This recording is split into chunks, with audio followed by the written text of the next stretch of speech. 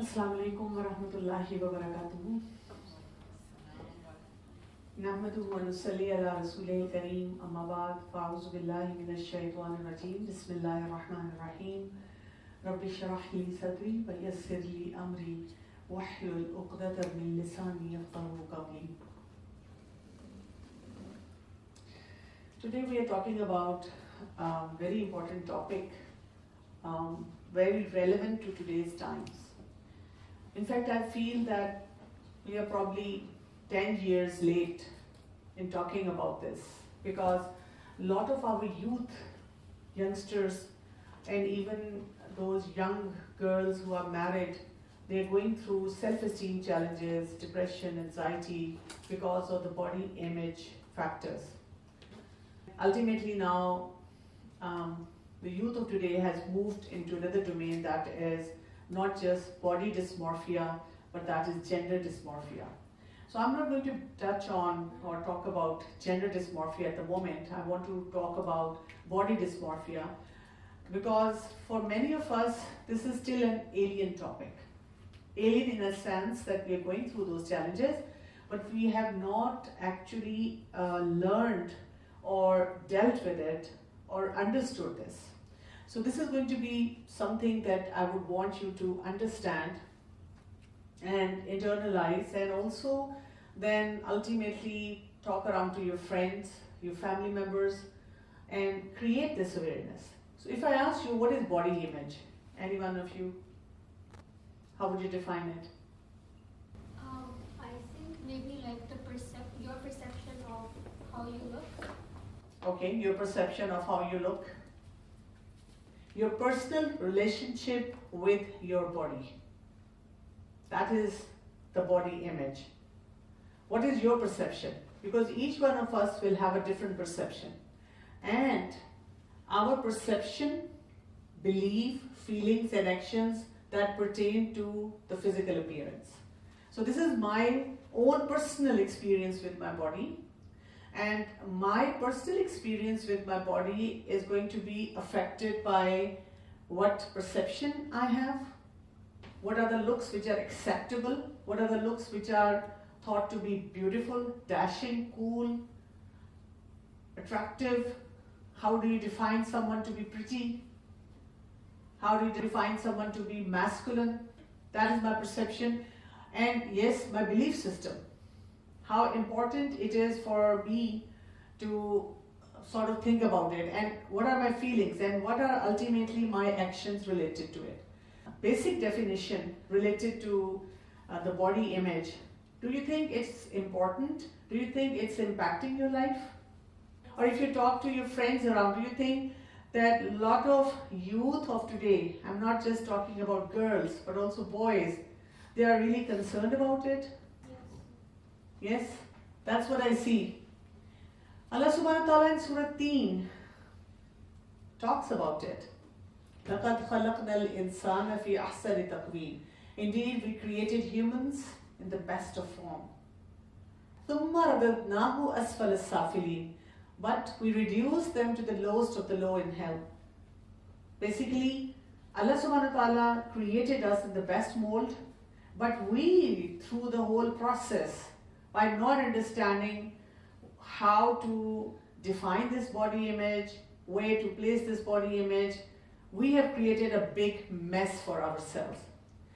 So here are a few questions that we need to ask ourselves.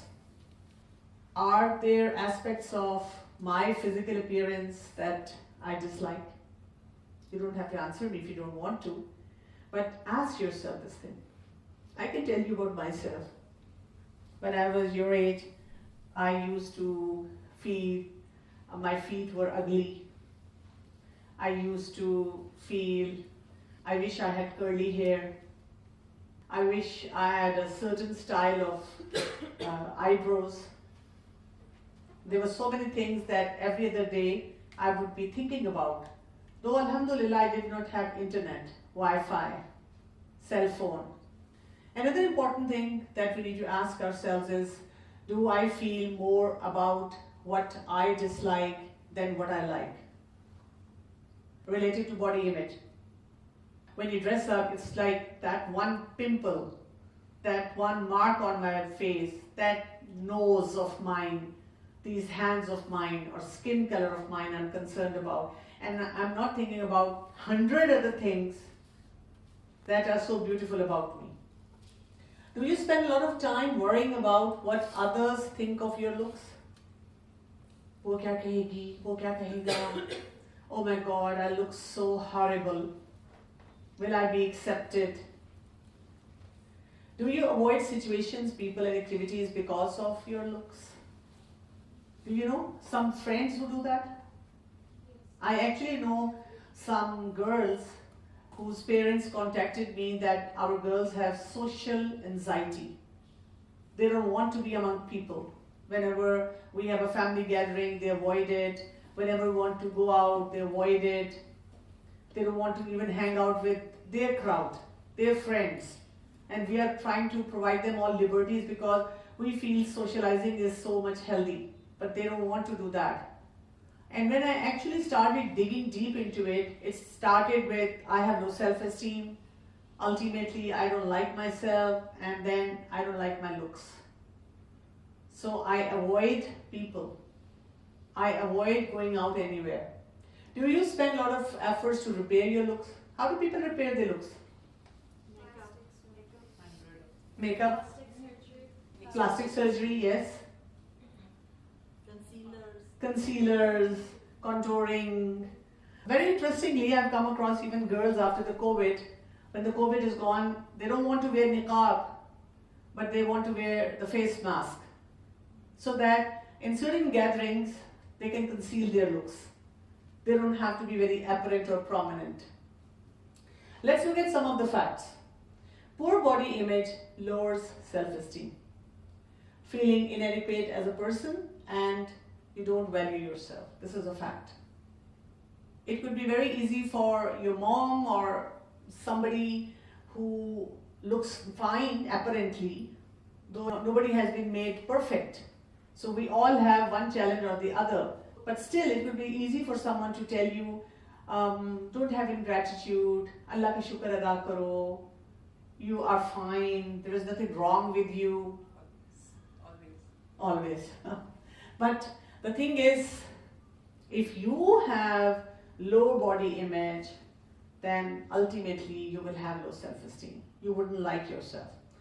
Body image is integral to gender identity. Some people believe that they don't have the physical qualities necessary to experience themselves as particularly masculine or feminine. That's why I said that today I would want to talk about body dysmorphia, or body image issues. When we have failed to address those body image challenges, we have moved on to gender dysmorphia. They are very closely linked. And that is why the starting point would be becoming comfortable in your own skin, being your own self. And that is a challenge for a lot of people. If you cannot accept your looks, you most likely assume others don't like your looks either. Let's say if you don't like your nose or your eyes or your cheeks or your jawline, even your teeth, even your hands, it could be any body part. Or your short stature. I have even seen tall girls not liking themselves because they're too tall. When they are concerned about it and their mothers are trying to reassure them, "Tum itni pyari ho, you look so pretty, meri nazar se dekho, look through my eyes." And the girls, they shrug it off and they're like, "Mom, you have no idea what people like and what people don't like." So you shy away from situations where you feel that your appearance is on trial. What are the situations? Maybe social gatherings. What kind of social gatherings?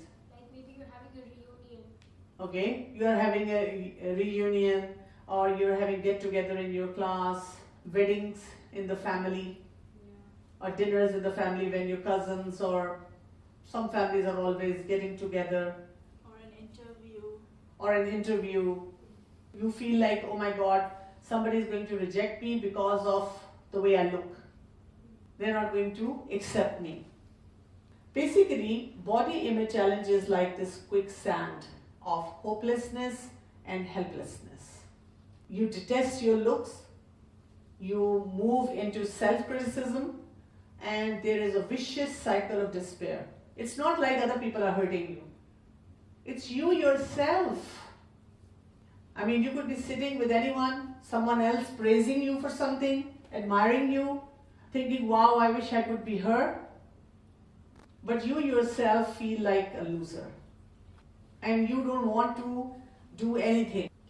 I will give you the full picture, but I'm going to touch upon few points. It might not be possible in just one session to cover everything. Okay? So what do? How do we build that self-image? That is an important thing to understand.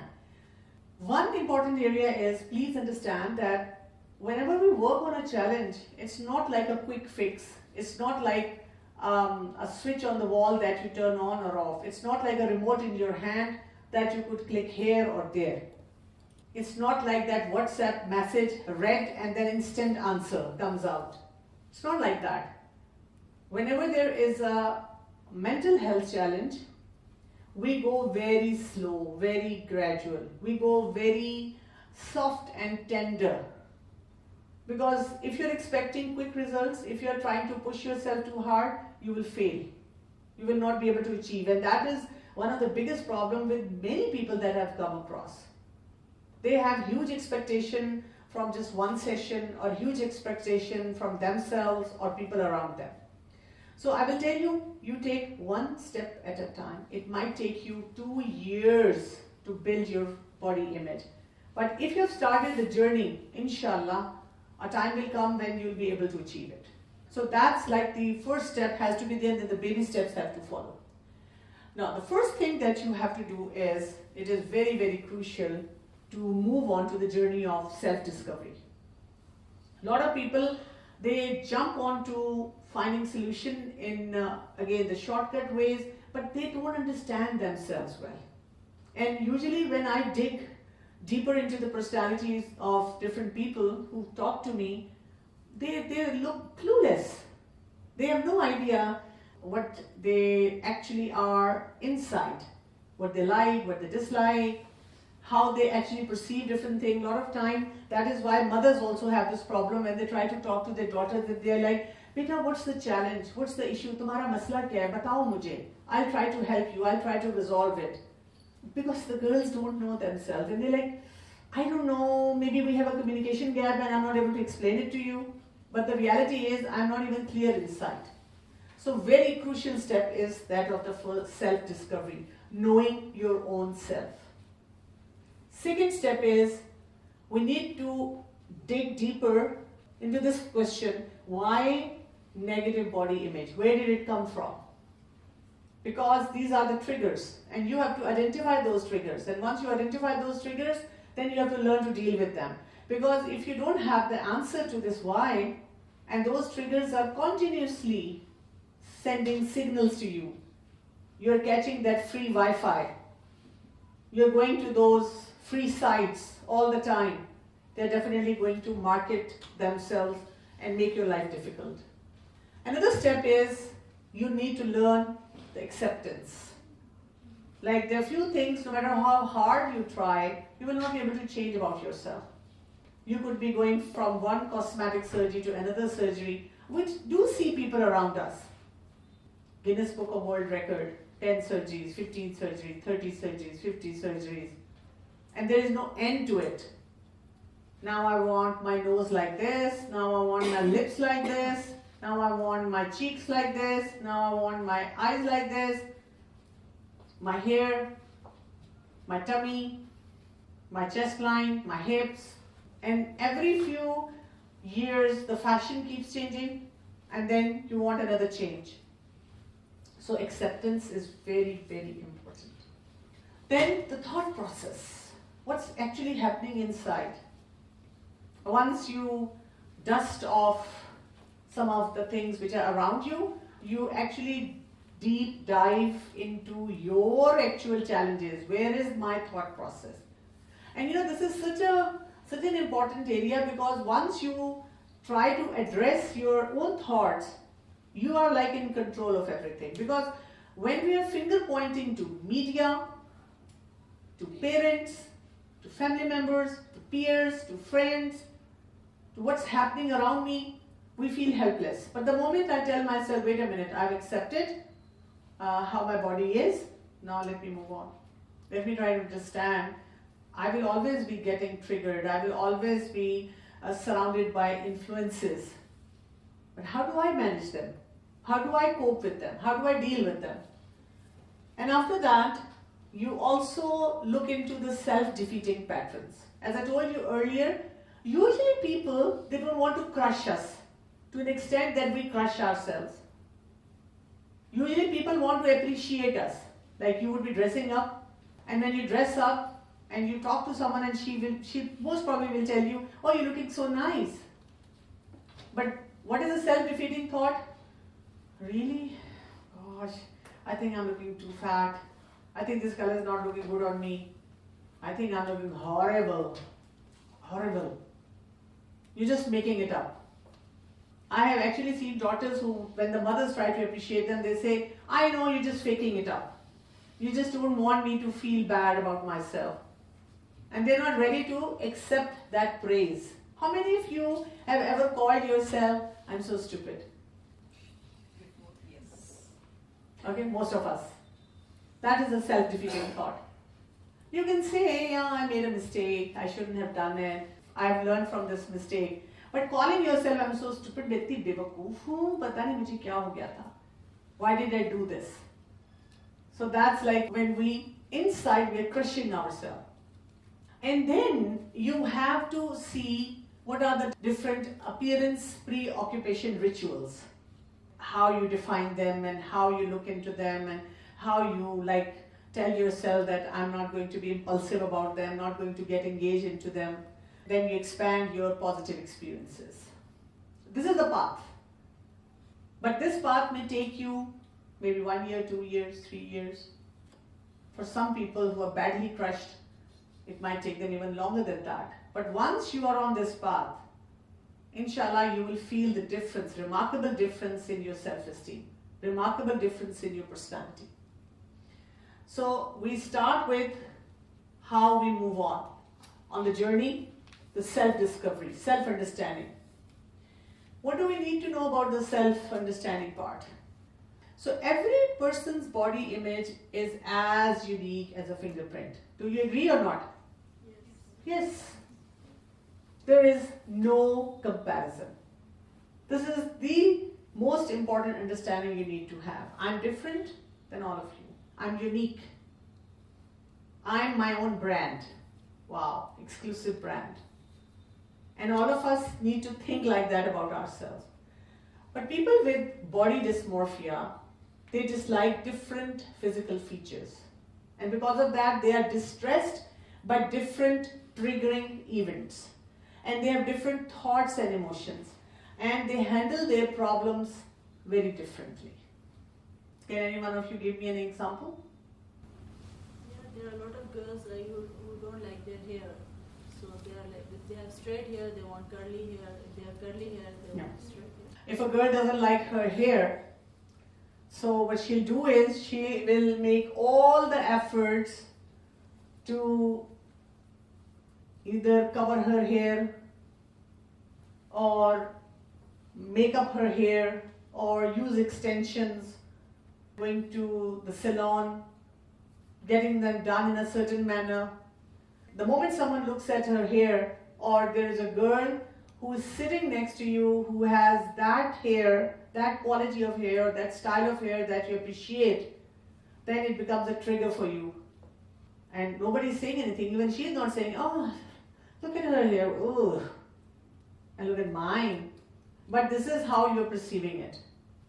What do you mean by a trigger? Trigger is something that is in your environment. The moment you see that, those emotions or those thoughts or feelings, they start coming in. For example, if there is a smoker, someone who is trying to manage smoking, and is sitting in a gathering where someone else is smoking, so that will become a trigger for him. or whenever he smokes because of stress. So someone comes and shouts or screams at him, that will become a trigger. He'll immediately start smoking. So that becomes a trigger. So I'm thinking that, in our society, weddings are a big trigger. Weddings are a big trigger, yes. Different people with different issues would respond to the wedding in the same way. Somebody would want to just skip the wedding entirely, and somebody would go to lengths to look good for the wedding and make excuses, let's say. It's an excellent example that weddings are triggers, that some people would avoid the weddings and some people are going to go to all the extreme efforts to look so dashing and so up to the mark. I think nowadays, for me especially, I was saying that these influencers videos, those are a trigger as well. When someone is saying you have to do makeup like this to hide this thing, you immediately go, this is something that is supposed to be hidden. So for so long I was so confident about it, but this is something people are perceiving it's wrong or it's... Exactly. Sometimes when people tell you that you have the aging mark and if you use this thing, it is going to help you. Just yesterday I was out with my cousin and we were doing some shopping. So I had to buy some face care products. The ladies, one came in and she was like, you must get something for your blackheads. And she walked away. Then the other one came and she said, your skin looks so sagged down. You must buy some of the products for uplifting. And she said, I know my age and I'm very comfortable in my skin for that. She said, yeah, but we have so many products who can make you look younger. But since she did not have body image issue, so she laughed it off, and even when we were coming back home and we were thinking of how these things can pressurize people. So negative body emotions such as anxiety, disgust, anger, frustration, envy, shame, they crop up in different situations for different people. So now you can see the steps. The first step is we do not look at ourselves as unique individuals. We usually see ourselves as I am a common person and everyone else is so unique. I look horrible. I have these flaws, and look at A, B, C, D and how they are enjoying their life.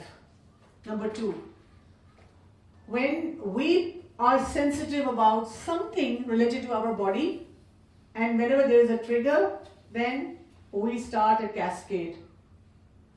And that not only involves our action, that also involves our emotions. Sometimes you're anxious, sometimes you're in panic, sometimes you have depression, you have anxiety, you are frustrated, there is so much anger. And I especially want to focus on shame. Shame is you're so embarrassed. I have seen among Desi families, our girls are so embarrassed to wear Desi dress, shalwar kameez, in any gathering. Why? You don't know the fashion. They feel that it's against the fashion sense. I have dealt with many girls that has got a lot to do with body image. They feel we will look at par, up to the mark, wearing Western dresses. There's nothing wrong with that if you are covered your satar and when you're going out, you are looking as Allah has commanded us.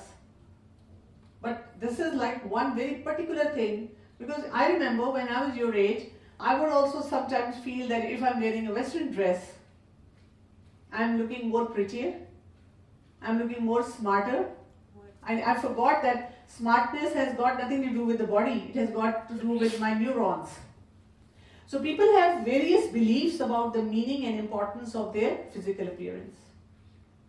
If I give you a chance to talk about your physical appearance, you will all have a different way of describing it. And a lot of time we are not even honest with ourselves or other people.